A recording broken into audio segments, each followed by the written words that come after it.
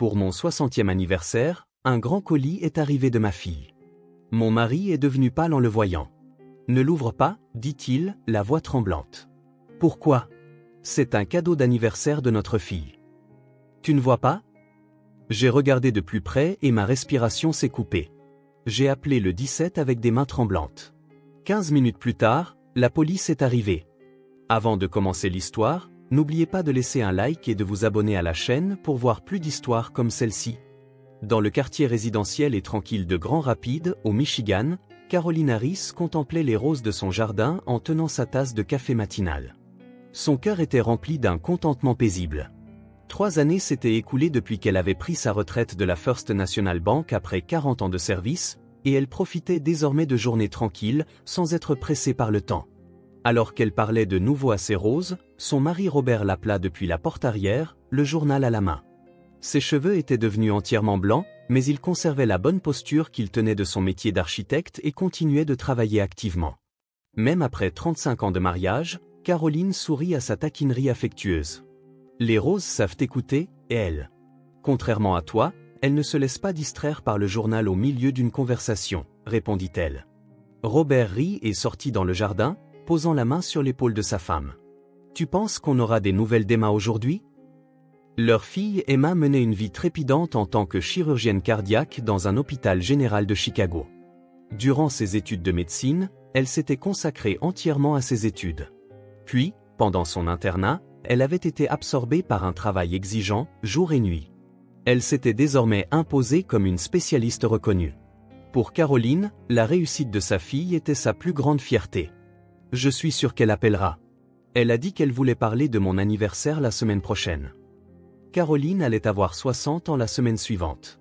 Robert organisait une fête dans un restaurant haut de gamme de la ville et s'apprêtait à inviter de vieux amis et des proches. Des collègues de l'époque où elle travaillait à la banque, des amis du quartier et des collaborateurs du cabinet d'architecture de Robert étaient tous attendus. J'espère qu'Emma pourra venir, dit Caroline avec une légère inquiétude dans la voix. J'ai entendu dire que son planning d'opération est surchargé. Ne t'inquiète pas, notre fille n'oublierait pas l'anniversaire de sa mère, dit Robert d'un ton rassurant.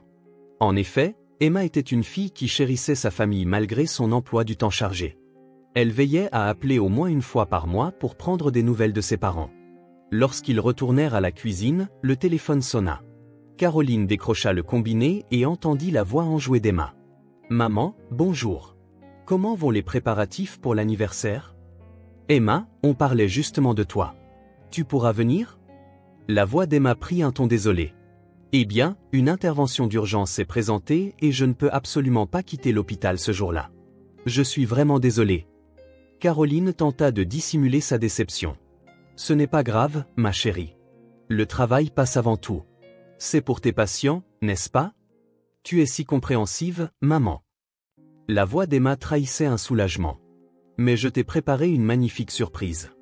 Je pense que tu vas vraiment adorer. » « Une surprise? C'est un secret.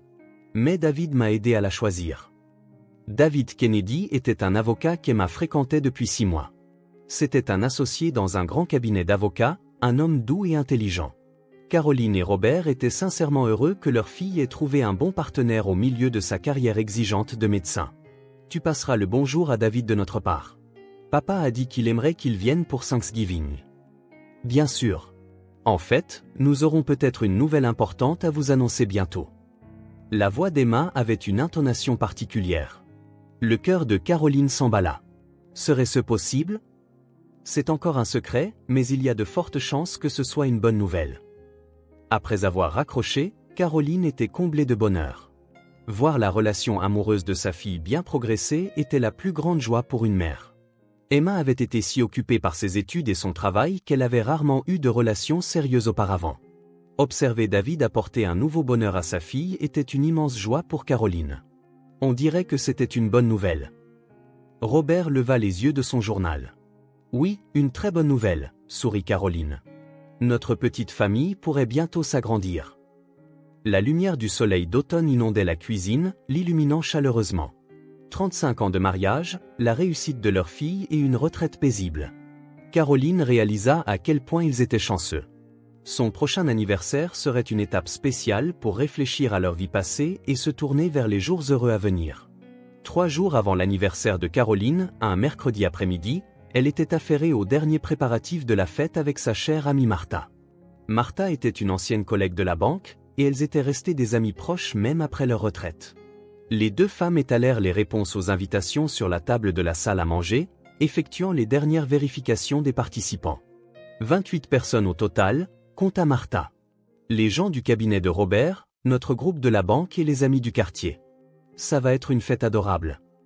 Robert a vraiment travaillé dur pour ça, dit Caroline avec gratitude. Des réservations au restaurant aux compositions florales, il s'est occupé de tout. En effet, Robert avait préparé méticuleusement l'événement au cours des dernières semaines, comme s'il s'agissait d'un grand projet architectural.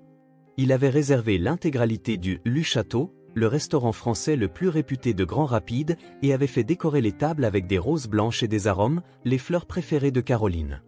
Il avait même personnalisé le menu selon ses goûts et sélectionné avec soin les accords mets et vins. « Vous êtes vraiment le couple idéal, » dit Martha, envieuse. « Mon mari n'arrive même pas à se souvenir de m'acheter une carte pour mon anniversaire. » Caroline sourit, ressentant un amour renouvelé pour son mari. Si Robert paraissait être un homme calme et pragmatique en surface, il était en réalité la personne la plus romantique et la plus attentionnée. Ses marques d'affection n'étaient pas ostentatoires, mais elles se manifestaient dans de petits gestes quotidiens et des préparatifs sincères comme celui-ci. Le téléphone sonna, et lorsque Caroline répondit, elle entendit la voix d'Emma. Cependant, elle semblait légèrement différente de son ton enjoué habituel. « Maman, comment vont les préparatifs ? Ça doit être la course. » Martha m'aide, donc tout va bien. Mais ta voix semble un peu fatiguée. Tu vas bien ? Oui, juste un peu occupée. Emma marqua une pause. Mais pour la surprise, attends-toi à quelque chose de bien. J'ai préparé quelque chose de vraiment spécial. Quoi que ce soit venant de toi, ça me fera plaisir. En fait, la voix d'Emma était empreinte d'incertitude. Il se passe des choses étranges ces derniers temps. Des choses étranges ? Caroline s'inquiéta. Qu'est-ce que tu veux dire ? Non, ce n'est rien de grave. C'est peut-être juste le stress du travail. Oublie ce que j'ai dit, dit Emma, semblant vouloir changer de sujet. David passe le bonjour. Il aimerait se présenter officiellement à vous bientôt. C'est merveilleux. Mais Emma, si quelque chose te tracasse, n'hésite pas à nous en parler. Même si nous sommes loin, nous sommes toujours tes parents. Je sais. Merci, maman. Je t'aime. Après avoir raccroché, Caroline se sentit quelque peu mal à l'aise. Il semblait y avoir quelque chose de différent dans la voix de sa fille. Cependant, lorsque Martha dit « Le métier de médecin est vraiment exigeant, la fatigue doit s'accumuler », Caroline fut rassurée. Ce soir-là, lorsque Robert rentra à la maison, il était plus silencieux que d'habitude. Normalement, il aurait parlé de sa journée ou discuté des préparatifs de la fête, mais ce soir, il semblait distrait. « Bon retour à la maison », dit Caroline en embrassant son mari. « Comment s'est passée ta journée ?»« Oh, normal », répondit Robert vaguement. « Les préparatifs de la fête se passent bien ?»« Grâce à toi, oui, mais toi, ça va ? Tu as l'air un peu fatigué. »« Juste occupé avec un nouveau projet », sourit Robert, mais le sourire semblait forcé. « Mais je l'aurai terminé pour ton anniversaire. » Pendant le dîner, Robert vérifia son téléphone portable à plusieurs reprises. C'était un comportement inhabituel pour lui. Robert, qui accordait habituellement de l'importance aux bonnes manières, ne prêtait presque jamais attention à son téléphone pendant les repas. « Tu attends un appel important ?» demanda Caroline, et Robert éloigna précipitamment son téléphone de la table. « Non, rien de tel. Juste un truc à propos d'un chantier. » Cependant, Caroline ne pouvait se défaire du sentiment que son mari cachait quelque chose. Après 35 ans de mariage, elle pouvait lire les changements subtils dans ses expressions et son comportement. Quelque chose le rendait clairement anxieux. Le lendemain, jeudi, Caroline sortit pour des achats de dernière minute. Elle devait acheter une nouvelle robe pour la fête et aller au salon de coiffure. Pendant qu'on lui coiffait les cheveux, Caroline était plongée dans des pensées heureuses. Elle avait quitté la banque en bons termes, vivait en bonne santé avec son mari aimant, et sa fille avait bien grandi et rencontré un homme merveilleux. Que pouvait-elle demander de plus ? Quand elle rentra chez elle, Robert écrivait quelque chose sur un mémo dans la cuisine. Lorsqu'elle entra, il rangea précipitamment le mémo dans un tiroir. « Qu'est-ce que tu écrivais ? Je vérifiais juste les arrangements pour la fête, répondit à nouveau Robert de manière vague. Je veux que demain soit une journée parfaite. Cette nuit-là, une fois au lit, Caroline se blottit contre Robert. Chérie, y a-t-il quelque chose qui te préoccupe ces derniers temps? Pourquoi penses-tu ça? Nous sommes mariés depuis 35 ans. Je crois que je te connais. Robert resta silencieux un long moment. Puis il dit doucement, je t'aime, Caroline. N'oublie jamais ça. Bien sûr, je t'aime aussi. Mais pourquoi dis-tu ça si soudainement? Non, c'est juste que demain est un jour spécial. Je veux que ce soit le plus bel anniversaire pour toi. Caroline se sentit rassurée dans les bras de son mari. Il était probablement juste nerveux à l'idée de réussir sa surprise. Sur cette pensée, elle s'endormit. Le matin de son anniversaire, Caroline se réveilla plus tôt que d'habitude. Une douce lumière du soleil filtrant par la fenêtre illuminait la chambre, annonçant le début d'une parfaite journée d'automne. À côté d'elle, Robert dormait encore, mais son visage endormi semblait encore porter les traces de l'anxiété qu'elle avait vue la nuit précédente. Se glissant doucement hors du lit, Caroline prépara du café dans la cuisine, le cœur vibrant d'anticipation pour la journée à venir. Elle savourait le bonheur de pouvoir célébrer cette étape majeure de ses 60 ans avec sa famille et ses amis bien-aimés. Vers 8 heures, en ouvrant la porte d'entrée pour prendre le journal, Caroline eut le souffle coupé. Une grande boîte était posée sur le porche. Le volumineux carton était noué d'un beau ruban rose et soigneusement emballé dans un élégant papier cadeau à motifs floraux. Sur le dessus de la boîte, une petite enveloppe portait une écriture familière qui disait « Pour ma chère maman ». Le cœur de Caroline s'emballa de joie. C'était un cadeau d'anniversaire d'Emma. « Emma, le livrer si tôt », murmura-t-elle pour elle-même en essayant de soulever la boîte. Elle était plus lourde que prévu, et elle se demandait ce qu'il pouvait y avoir à l'intérieur. Étant médecin, sa fille avait probablement choisi quelque chose de bon pour sa santé ou quelque chose qu'elle voulait offrir à sa mère depuis longtemps. Alors qu'elle portait la boîte à deux bras vers le salon, elle entendit les pas de Robert venant de la cuisine. « Bonjour. Joyeux anniversaire. » Robert apparut en pyjama et embrassa sa femme. « Qu'est-ce que tu portes? » « C'est un cadeau d'anniversaire d'Emma. » Caroline lui montra la boîte, heureuse. Il était devant la porte. « C'est si grand et lourd.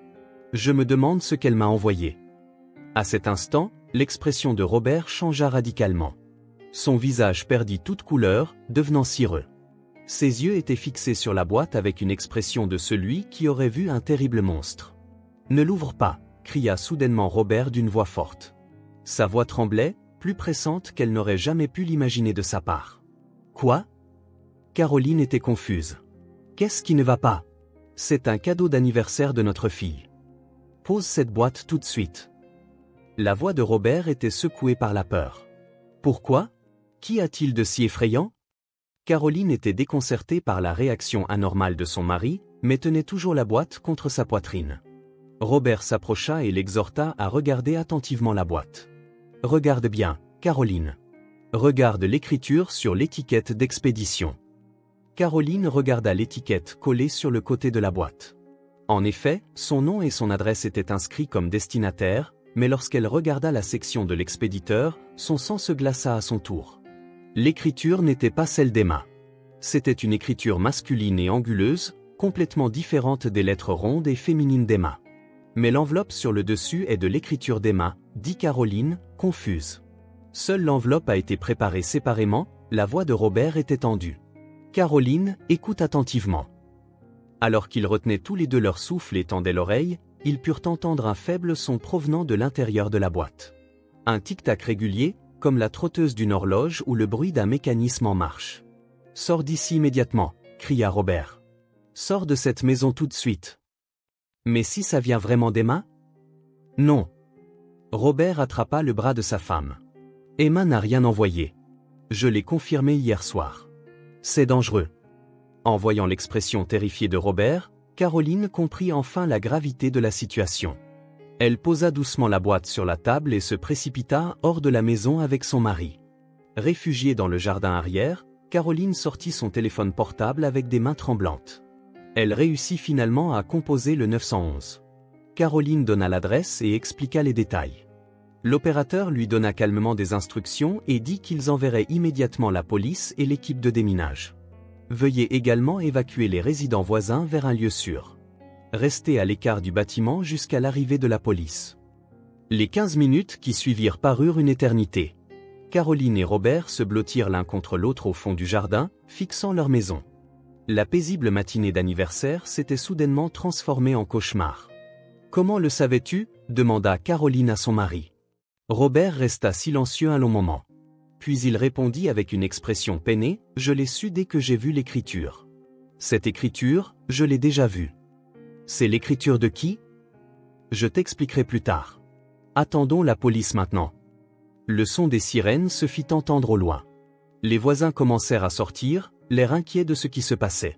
Des voitures de police, des camions de pompiers et des véhicules de déminage arrivèrent soudainement dans le quartier résidentiel habituellement calme de Caroline. Un policier s'approcha d'eux. « Vous êtes les Harris ?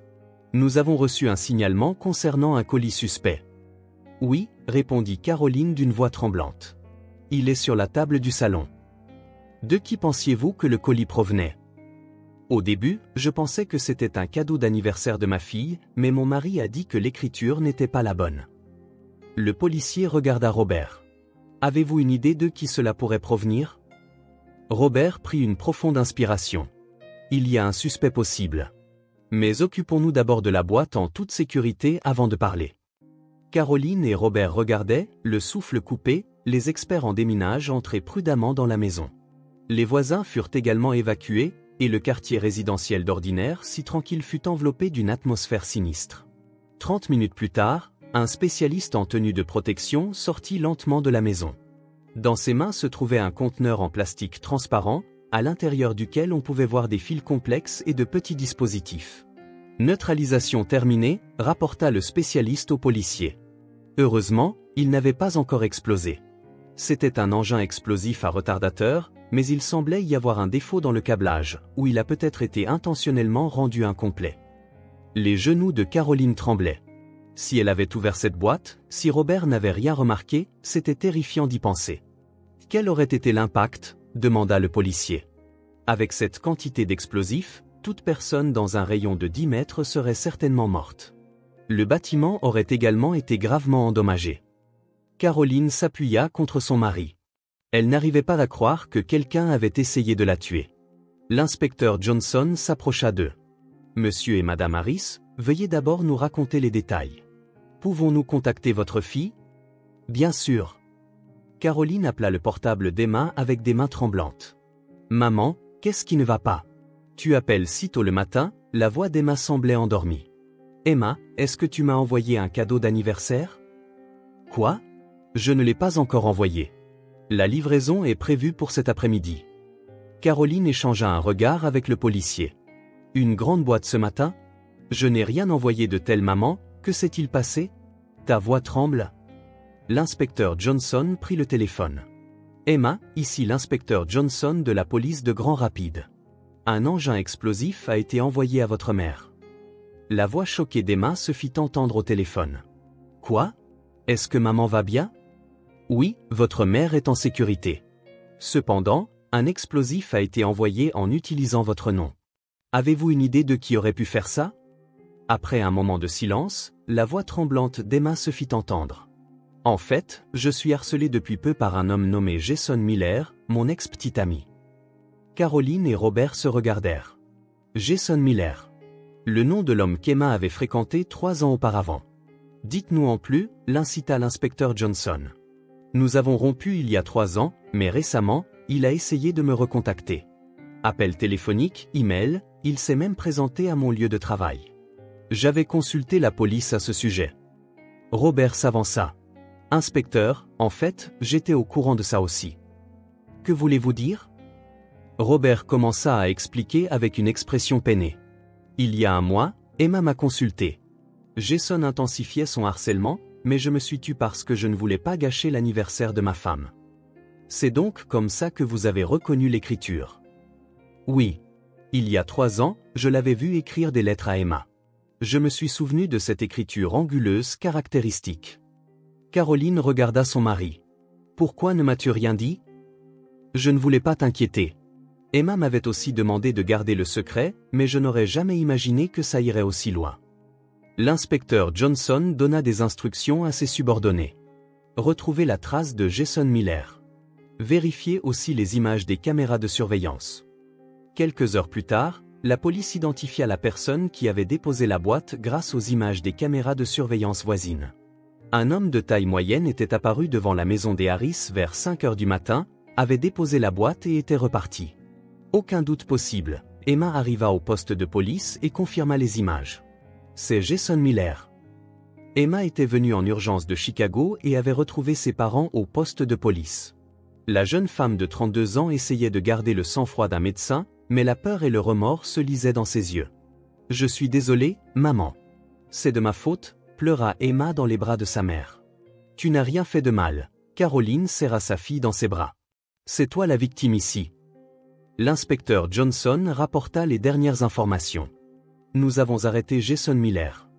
Il se cachait dans un motel en ville. »« A-t-il avoué ?» demanda Robert. « Oui. Pendant l'interrogatoire, il a déclaré « Ils ont ruiné ma vie. » Il a exprimé une haine particulière envers vous, monsieur et madame Harris. Emma était confuse. « Mais pourquoi vous, maman, au lieu de moi ?» L'inspecteur consulta ses notes. Selon sa déclaration, il vous en voulait profondément de vous être opposé à sa relation avec vous il y a 3 ans. Il a répété plusieurs fois, « Si j'avais pu épouser Emma, ma vie aurait été différente. » C'est entièrement la faute de cette mère.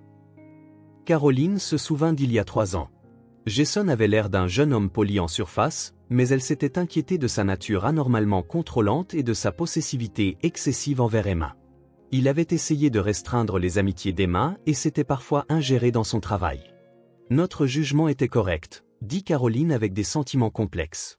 Mais pourquoi maintenant ? Robert posa la question à voix haute.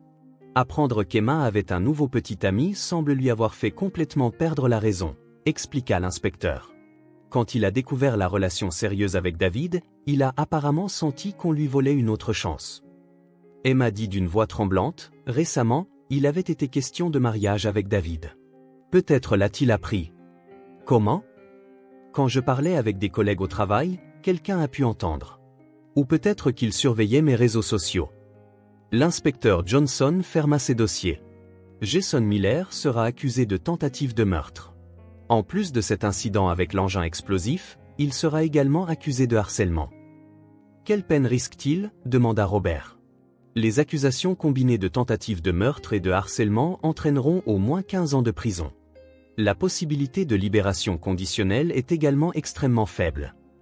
Ce soir-là, les 3 rentrèrent tranquillement à la maison. En rangeant la pièce qui avait été mise en désordre lors du déminage, Caroline réfléchissait aux événements de la journée. « Si tu n'avais pas remarqué, dit Caroline à son mari. Je ne veux pas y penser, Robert serra sa femme dans ses bras. Ce qui compte, c'est que tout le monde soit en sécurité. Emma dit, pleine de remords, si j'avais géré ça correctement plus tôt ? Non, Caroline prit la main de sa fille. Nous avons eu raison de nous opposer à la relation avec Jason il y a 3 ans. Notre instinct à l'époque n'était pas faux. Robert hocha la tête. Nous avons vu la vraie nature de Jason. Nous n'avons fait que remplir notre devoir de parents. Mais je suis désolé de l'avoir gardé secret. Emma eut les larmes aux yeux. Je ne voulais pas vous impliquer. Nous sommes une famille, dit doucement Caroline. Arrêtons de nous garder des secrets. Quoi qu'il arrive, surmonter les épreuves ensemble, c'est ça, une famille. Cette nuit-là, les 3 dînèrent ensemble pour la première fois depuis longtemps. 6 mois plus tard, Jason Miller fut condamné à 15 ans de prison pour tentative de meurtre et harcèlement. Au tribunal, Caroline témoigna en tant que victime et revint sur cette matinée terrifiante. Jason ne montra aucun remords jusqu'à la fin, répétant des paroles pleines de ressentiment comme « Ils ont volé ma vie ». Après le verdict, Jason fut incarcéré dans une prison d'État. Il devait recevoir un traitement psychiatrique, mais selon le médecin traitant, il continuait à nourrir des délires de persécution et des sentiments de rancune. Il n'avait aucun visiteur, abandonné même par sa famille, il allait passer une vie de prison solitaire. Par une chaude journée de printemps en mars, Caroline décida d'organiser à nouveau sa fête pour ses 60 ans. 5 mois s'étaient écoulés depuis ce terrible mois d'octobre, et la famille retrouvait progressivement un quotidien paisible. Cette fois, c'était une fête où toute la famille pouvait se réunir. Dans le salon privé du Luchâteau, amis et parents se rassemblèrent comme prévu initialement. Mais cette fois, il y avait des invités spéciaux, Emma et son fiancé, David Kennedy. Les deux s'étaient officiellement fiancés un mois après l'incident et prévoyaient de se marier ce printemps. Tout le monde, merci de vous être réunis ici aujourd'hui. Caroline se leva avec un micro.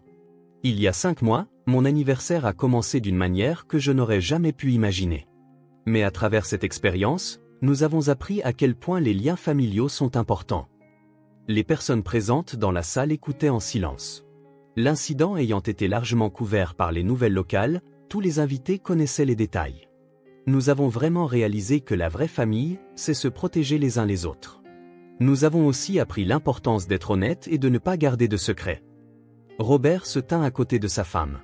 Ce jour-là, j'ai pu protéger ma femme, mais je n'aurais pas pu le faire seul. C'est parce que nous avions la coopération de toute notre famille. Emma se leva, les larmes aux yeux. Pendant longtemps, j'avais gardé des secrets pour ne pas inquiéter mes parents. Mais j'ai fini par comprendre et savoir que la famille, ce sont des personnes avec qui on peut tout partager. David se leva également et parla d'une voix douce.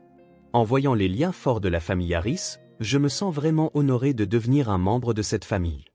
Je me suis engagé à protéger Emma et vous tous pour le reste de ma vie. Vers la fin de la fête, Caroline regardait tranquillement le ciel nocturne, seule sur la terrasse du jardin.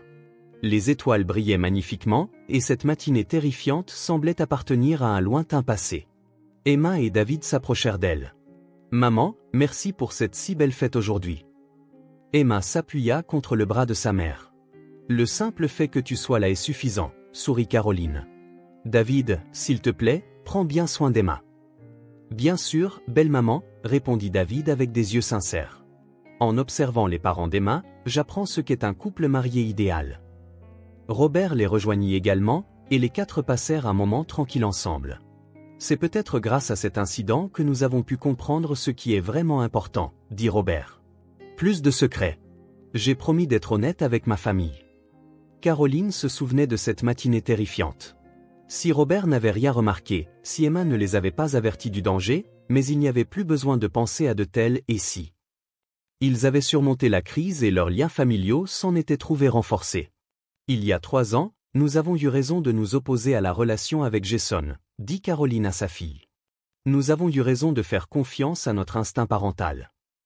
Et maintenant, j'ai rencontré le merveilleux David. Emma tenait la main de son fiancé.